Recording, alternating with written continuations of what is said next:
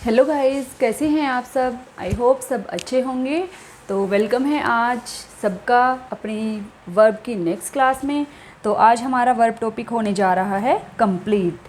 तो हमारा वर्ब में चल रहा था इन्फिनेटिव वर्ब्स, और इन्फिनेटिव में हमने पार्टिसिपल कर लिया था। तो अभी हमारा रहता है जीरंड और इन्फिनेटिव।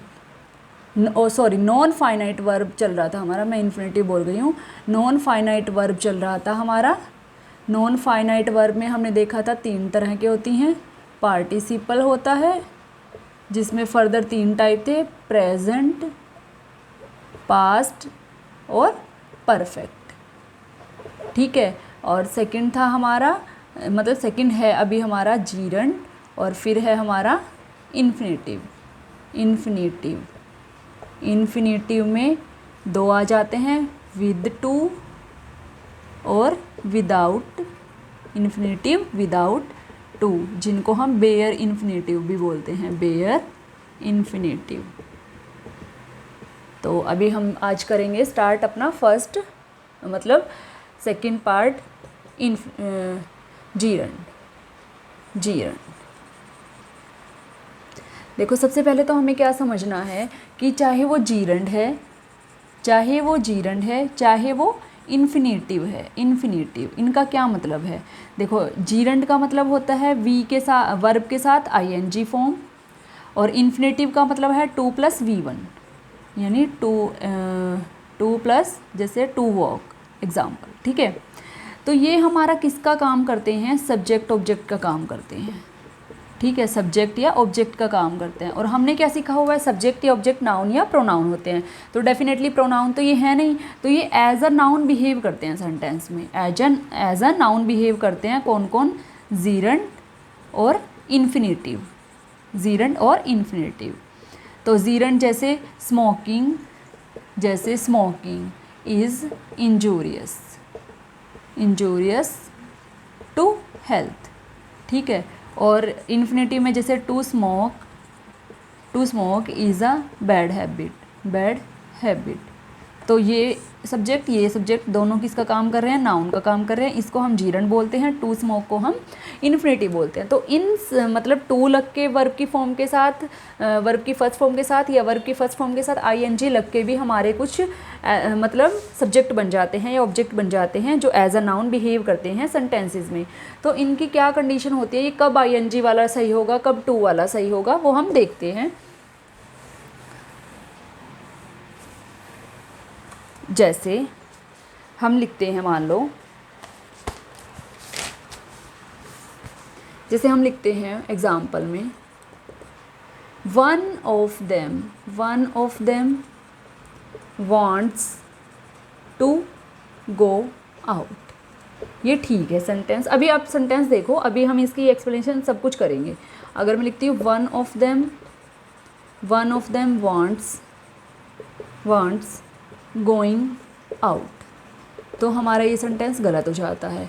क्यों? क्योंकि ये वांट है, जो ये V1 है वांट, तो इसकी कुछ कंडीशन होती है कि ये जीरंड के साथ जाएगा या इन्फिनेटिव के साथ जाएगा, वो हम अभी रूल लिखेंगे। ऐसे ही दे वेंट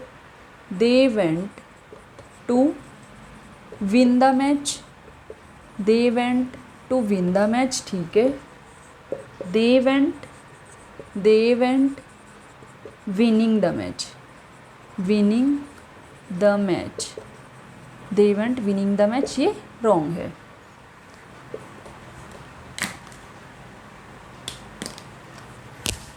ऐसे ही आता है हमारा one of them is avoiding smoking at public place. Is avoiding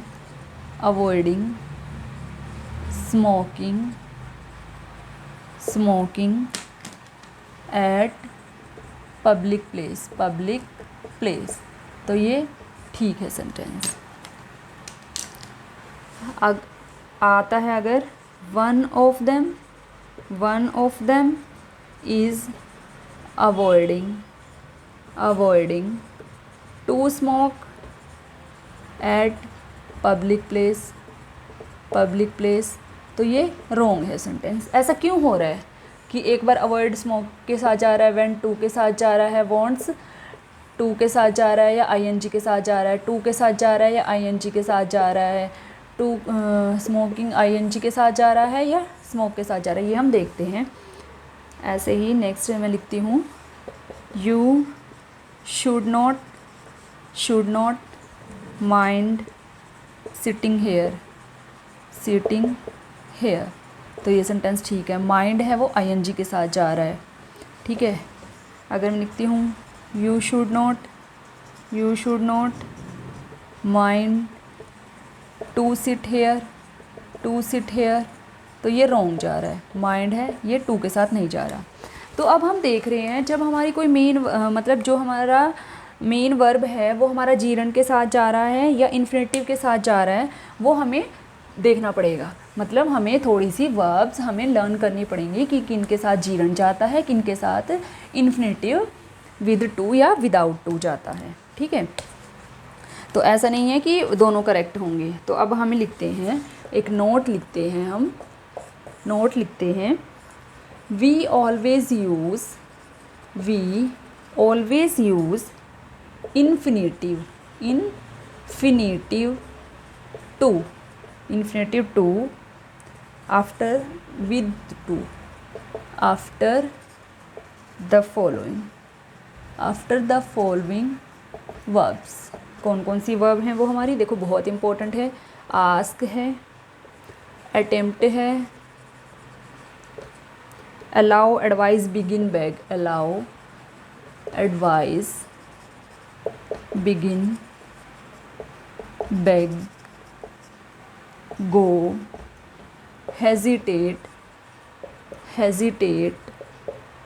happen, to intend,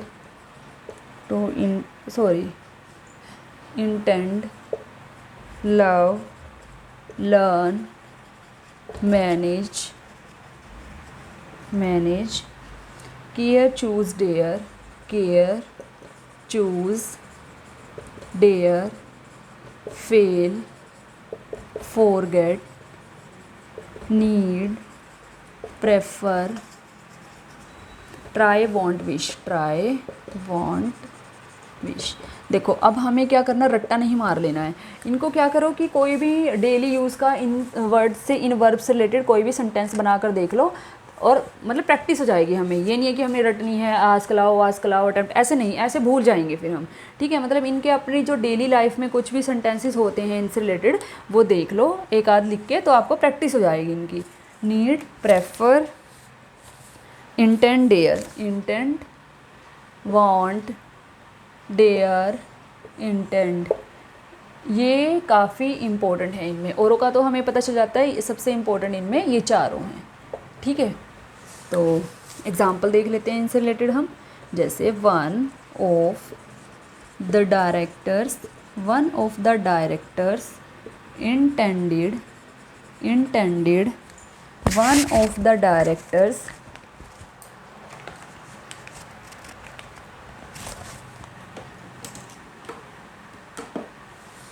intended to choose any option। ऐसे फिलअप है मान लो हमारे पास। तो फर्स्ट दिया हुआ है टू चूज़, सेकंड दिया हुआ है टू चोज, थर्ड दिया हुआ है चोज, और फोर्थ दिया हुआ है चोज्ड। तो फिलअप दिया हुआ है ये ऐसे हमें। तो हमें पता है इंटेंड के बाद क्या आता है, इन्फिनेटिव विद टू आता है। तो टू चूज़ आएगा, ये टू चोज में से आएगा, ये दोनों तो नहीं आएंगी। अब चूज़ होता है, चोज हमारी वी सेकंड होती है, ये V1 होती है। तो टू के बाद हमेशा क्या आती है, V1 आती है। तो टू चूज़ हमारा आंसर होगा, ठीक है। तो इस तरह से ये हमारे एग्ज़ाम में आ जाते हैं। ही अटेम्प्टेड ऐसे ही dash many questions. First option दिया होगा सोल्ड, सेकंड दिया होगा टू सोल्ड, थर्ड दिया होगा टू सोल्व, और फोर्थ दिया होगा सोल्विंग। तो हमें पता है अटेम्प्ट के बाद क्या आता है, 2+V1 आता है, 2+V1 यानी 2 सोल्ड, तो यानी थर्ड ऑप्शन करेक्ट हो जाएगा हमारा। तो इस तरह से हमारे एग्ज़ाम में ये फिलिंग द ब्लैंक्स के रूप में आ जाते हैं। नेक्स्ट एग्जाम्पल करते हैं हम। देखो ये ऐसे हमें याद नहीं होंगी, हम कंफ्यूज हो जाएंगे और हमें याद करनी भी नहीं है इनको। मतलब थोड़ा थोड़ा सेंटेंस लिख के देख लो तो हमें थोड़ा छप जाता है दिमाग में कि टू आ रहा है या ING आ रहा है। I prefer coffee to tea. देखो ये सेंटेंस ठीक है कि देन और टू की बजाय टी लगे, ओ सॉरी ये भी नाउन है, ये भी नाउन है, तो टू लगता है इसमें, किसके साथ, प्रेफर के साथ। ठीक है, काफ़ी इंपॉर्टेंट है ये। आई प्रेफर टू सिट, ठीक है, I prefer to sit to ride. अब वो क्या कहना चाहता है कि राइड करने की बजाय मैं सिट करना चाहता हूँ, ये तो ठीक है टू सिट, लेकिन टू राइड यहाँ पे गलत हो गया, तो ये सेंटेंस हमारा गलत जा रहा है। ये थोड़ा देखो ये sentences, I prefer to die यहाँ तक ठीक हो जाता है। फिर क्या लिखता है वो, rather than to beg to ride और फिर रादर देन, तो ये सेंटेंस भी गलत हो जाता है। अभी देखो, अभी बताते हैं कैसे।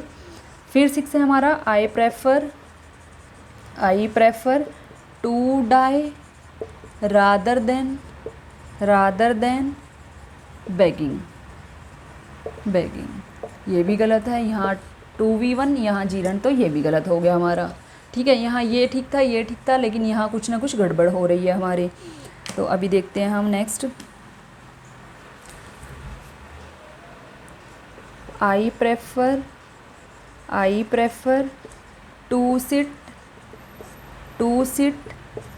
रादर देन टू डाई, ये भी गलत है।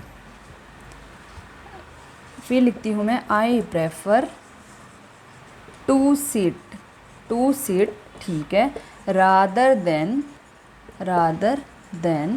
डाई, तो ये मेरा सेंटेंस ठीक हुआ इनमें से। क्यों? क्योंकि क्या होता है कि ये हमें पता चल गया कि प्रेफर के बाद टू जाता है, तो टू ठीक है, लेकिन देन और टू ये दोनों क्या है, कंपैरिजन का काम करते हैं।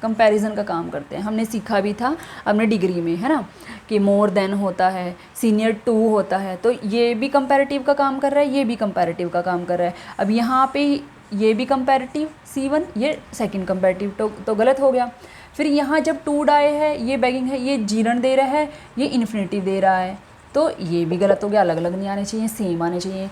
अगेन इस सेंटेंस में द भी है, टू भी है, इसलिए ये भी गलत है। इसमें भी टू है, prefer to sit to ride, 2 बार टू का काम कर रहे हैं, तो इसलिए ये भी गलत है। तो इसलिए ठीक क्या हुआ, आई प्रेफर टू सिट, ठीक है। अब कंपैरिजन की तरफ चलते हैं, रादर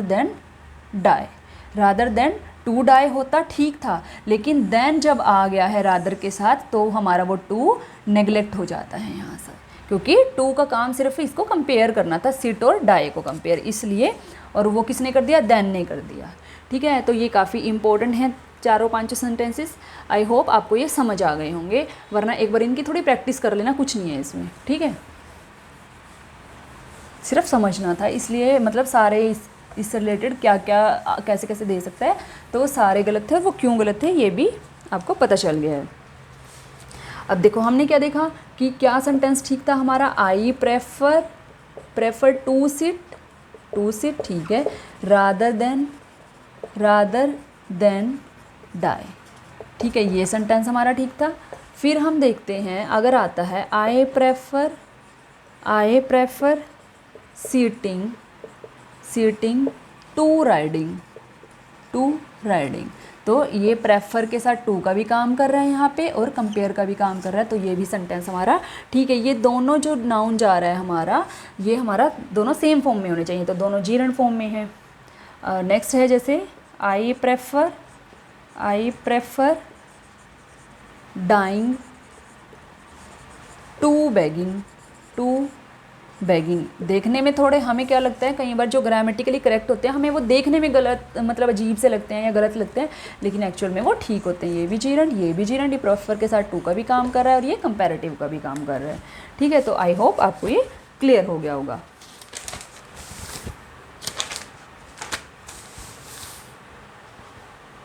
तो ये थे हमारे इन्फिनेटिव से रिलेटेड और जीरंड से रिलेटेड मिक्स थे सब। अभी हमने देखा था कि इन्फिनेटिव टू वाली वर्ब्स। अब हम नोट सेकंड लिखते हैं, नोट सेकंड लिखते हैं हम आज का। We always use bare infinitive, bare infinitive बोल सकते हैं, या फिर हम क्या बोल सकते हैं, इन्फिनेटिव विदाउट टू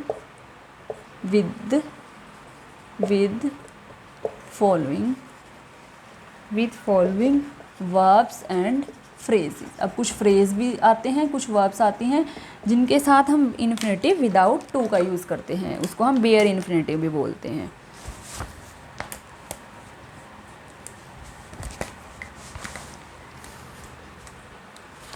तो ये हैं एग्ज़ाम्पल और काफ़ी इम्पोर्टेंट है। Let, bid, make, watch, let, bid, make, watch, notice,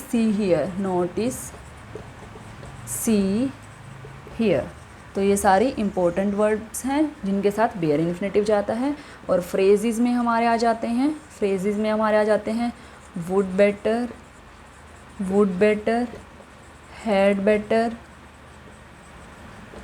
Y not, do nothing but, do everything but, do something but, dare not, need not, feel, dare not, need not और feel. तो ये हमारे सारे ही important हैं। ठीक है, तो इनसे रिलेटेड देख लेते हैं, क्योंकि हमारा डेयर हमें कंफ्यूज करता है। डेयर वर्ब भी है और मोडाल्स भी हैं, डेयर और नीड वर्ब भी हैं और मोडाल्स भी हैं, तो इसलिए इनको थोड़ा सा केयरफुली हमें हैंडल करना है। एग्जाम्पल जैसे he may not work hard, he may not work hard. अगर ये यहाँ पे दिया हुआ है, मे है, नीड है, डेयर, तो हमें यहाँ पे क्या पता चल रहा है, वर्क हार्ड, कि वर्क क्या है यहाँ पे, मेन वर्ब। हमें पता है वर्क नाउन भी होता है, वर्क वर्ब भी होती है। और ही मे नॉट आ रहा है तो यहाँ पर मे के बाद क्या आती है, V1, तो वर्क हमारा वर्ब, मेन वर्ब बन के चल रहा है। और मे यहाँ पे किसका काम कर रहा है, मोडाल का या ऑक्सिलरी का काम करके चल रहा है।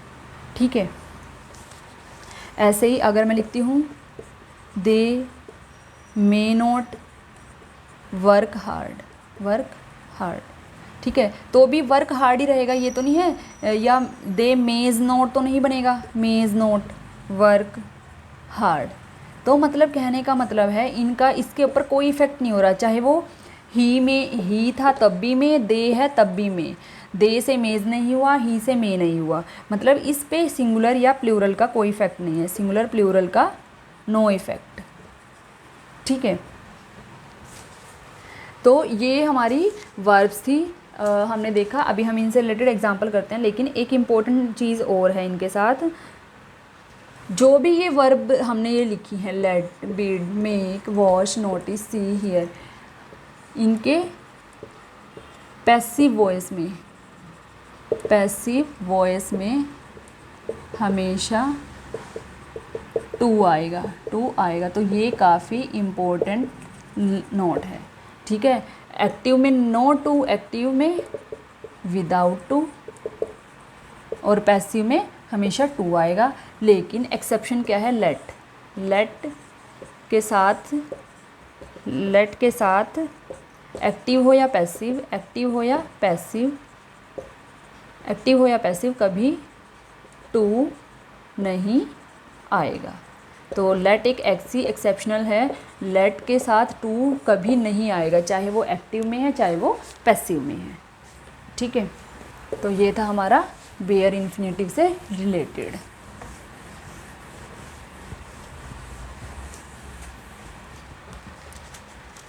अब हमने इन्फिनेटिव देखा कि इन्फिनेटिव टू किन वर्ब्स के साथ आता है, इन्फिनेटिव विदाउट टू किन वर्ब्स के साथ आता है। थर्ड हमारा जा रहा है जीरंड। जीरंड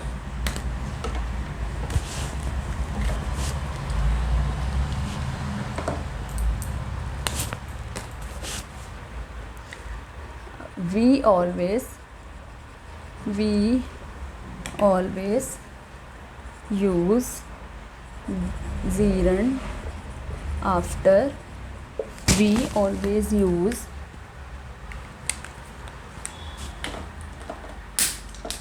एक मिनट। तो ये मार्कर इतनी जल्दी ख़त्म हो जाते हैं, एक क्लास में ही चल पाता है एक मार्कर। हे भगवान। After following verbs. अब हम देख रहे हैं कि जीरंड किन किन वर्ब्स के बाद यूज़ होता है। अवॉइड बहुत इम्पोर्टेंट है। एप्रिशिएट, एन्जॉय इम्पोर्टेंट है अगेन। कंसीडर इम्पोर्टेंट है। माइंड बहुत इम्पोर्टेंट है क्योंकि इनसे रिलेटेड एग्ज़ाम में आए हुए हैं क्वेश्चंस। और सजेस्ट। तो ये हमारी वर्ब्स हैं जिनके बाद हमेशा जीरंड यूज़ होता है। Example, they are enjoying. देखो ये ध्यान रखना है कि ये जीरंड नहीं हो गया, ये तो इसकी फॉर्म है कि आर के साथ आईएनजी आता है, ठीक है। तो एन्जॉय की फॉर्म है, तो एन्जॉय की जो फॉर्म है एन्जॉय या एन्जॉय हो, एन्जॉयड हो, एन्जॉइंग हो, कुछ भी, वो अपने साथ क्या लेके चलेगा, फर्दर जीरंड लेके चलेगा। फर्दर जो वर्ब आएगी वो जीरंड फॉर्म में आएगी। वॉचिंग अ न्यू मूवी, तो इसके बाद जीरंड आएगा। ये नहीं देखना कि ये अपने आप में आईएनजी, ये अपने आप में ईडी लगा हो, खाली V1 हो, आईएनजी हो, इनके बाद वाली जो वर्ब आएगी वो जीरंड फॉर्म में आएगी। तो ये ध्यान रखना है, ठीक है।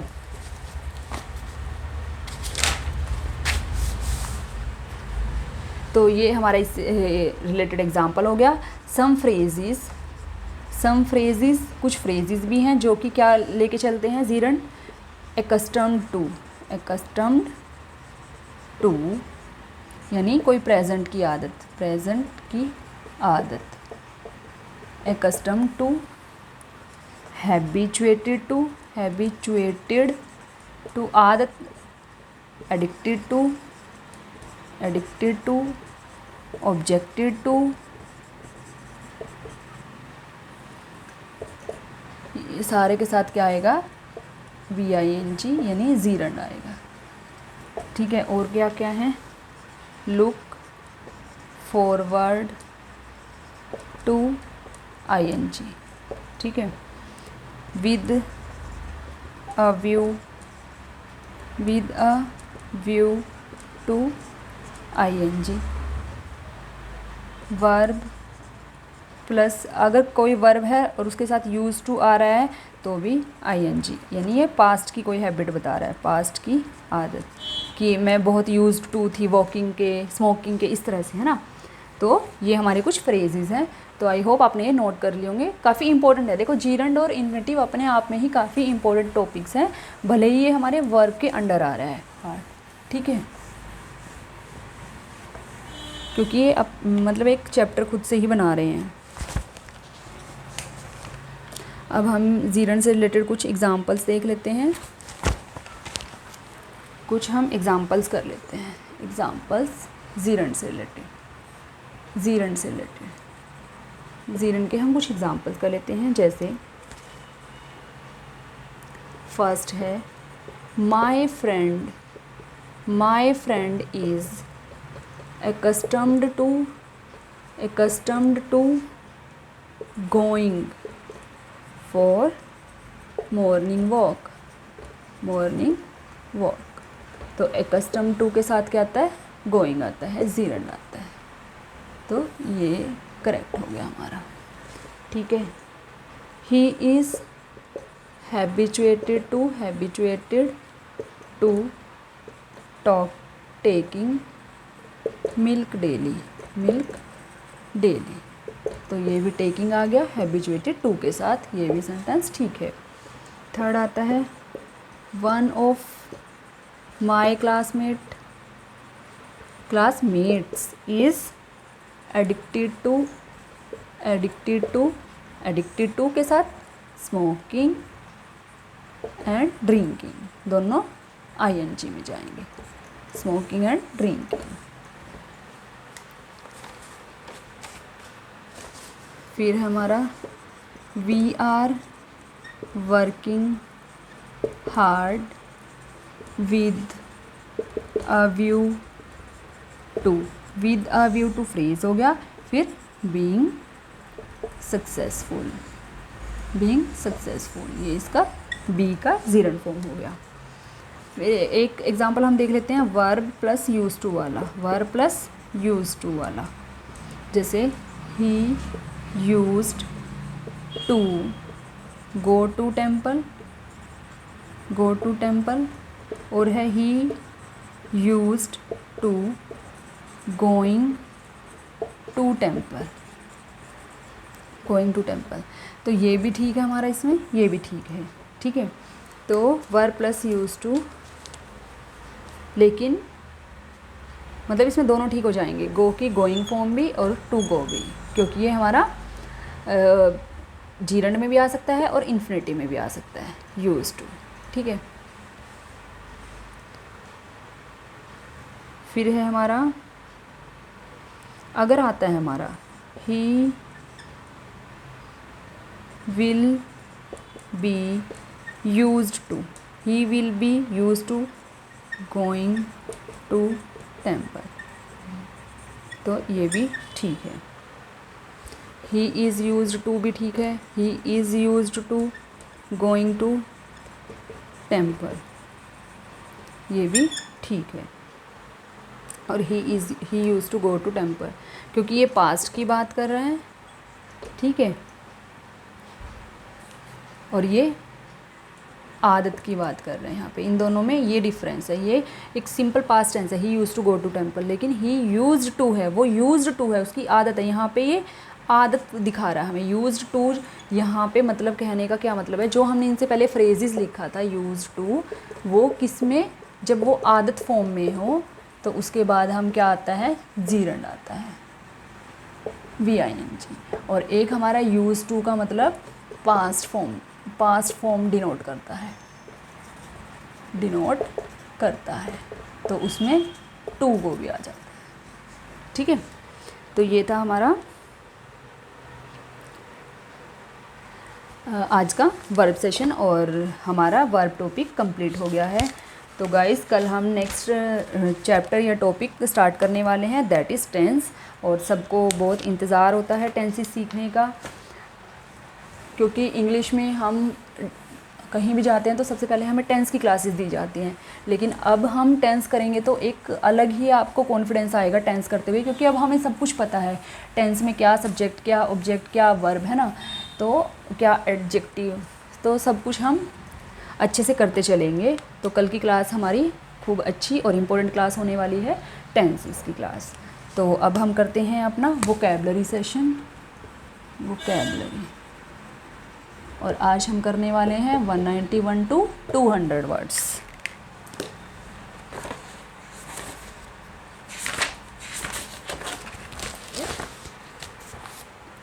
तो आज का हमारा फर्स्ट वर्ड है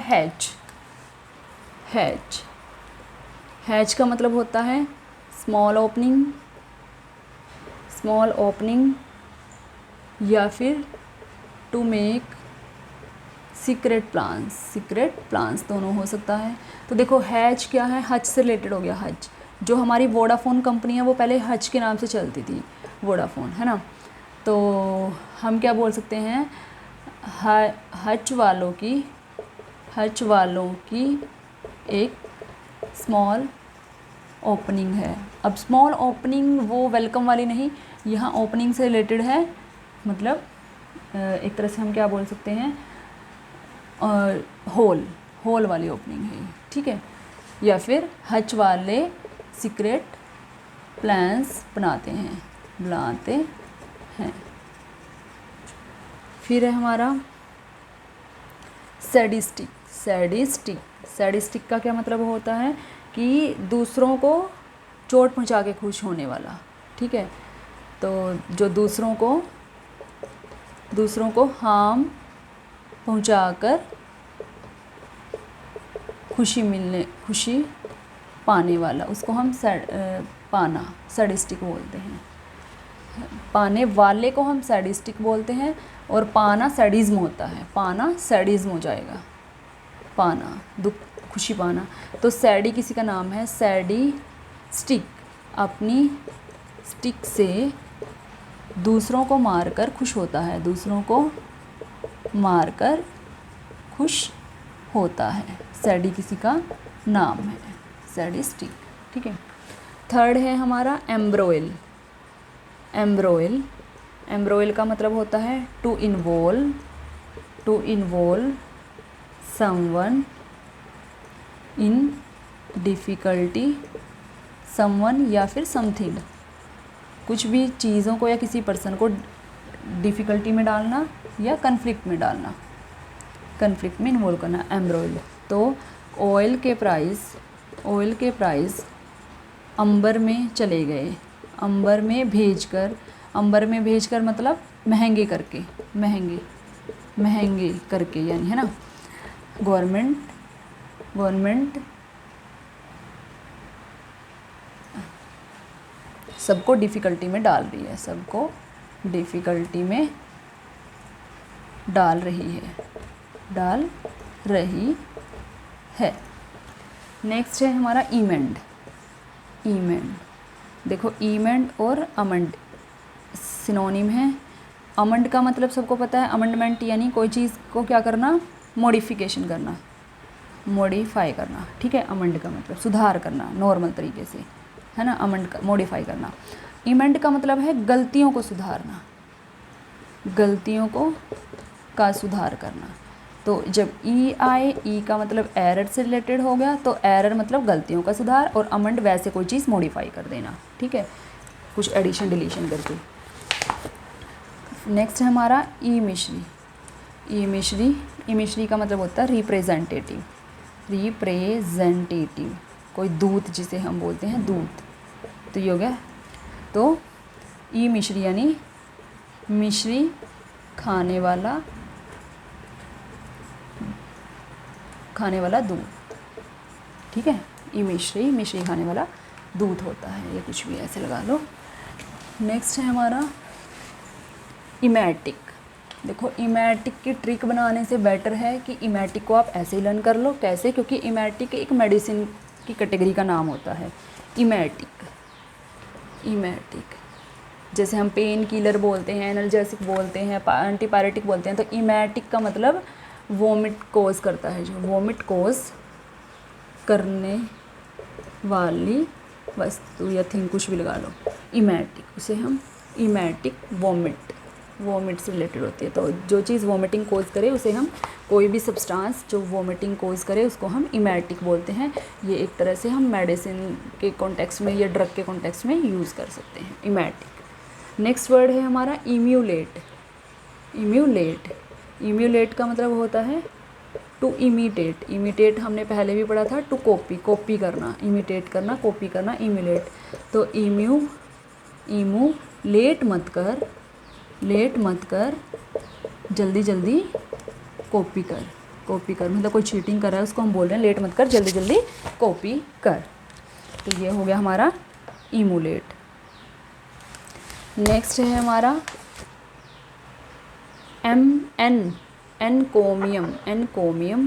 एनकोमियम का मतलब होता है टू प्रेज किसी की प्रशंसा करना, या अपलोड। ठीक है, प्रेज, अपलोड या एक्कोलेड। कोला, हमने इसकी ट्रिक भी पढ़ी थी, कोला दी और हमने प्रशंसा करी, है ना, ऐसा कुछ पढ़ा था ना हमने। एनकोमियम, एम कोम से याद आ रहा है, एम कोम करने पर प्रेज करना। एनकोमियम, एम कोम साउंड आ रही है इसमें। नेक्स्ट है हमारा एनकम्पास। अब देखो कंपास सबको पता है, टू इंक्लूड समथिंग या सराउंड समथिंग, टू इंक्लूड या सराउंड समथिंग। तो प्रकार हमारा क्या काम करती है, जिसे हम कंपास बोलते हैं। कंपास क्या करती है, ऐसे एक घेरा बना देती है, यानी इस बिंदु को क्या कर रही है, ये सराउंड कर रही है ना। तो एन कंपास का मतलब वही हो गया, इस कंपास से सराउंड कर दो। कंपास वर्ड इसमें ऑलरेडी छुपा हुआ है। And last word is endow. Endow का मतलब होता है to give a large amount of money. जैसे कहीं से चैरिटी वैरिटी से आ जाता है, टू स्कूल को देना या कॉलेज को देना, है ना। स्कूल कॉलेज में कहीं से फंड आ गया, लार्ज अमाउंट ऑफ मनी किसी को देना, ठीक है। तो एंडो, तो इसकी ट्रिक भी हो गई, इससे पहले कि एंड हो मतलब हम मर जाएं, एंड हो अपना सारा मनी किसी को दे दो,